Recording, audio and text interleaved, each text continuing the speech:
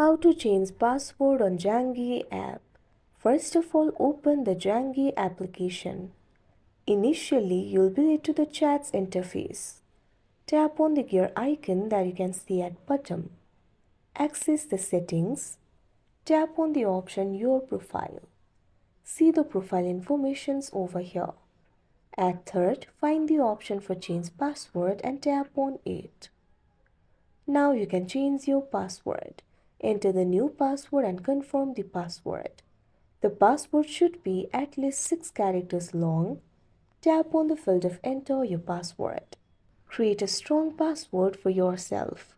Confirm the password. Tap on the option continue that you can see on the screen. Wait for a while. Now your password will be changed. Like this, you'll be able to change the Zangi password. That's it for this video. Thank you for watching.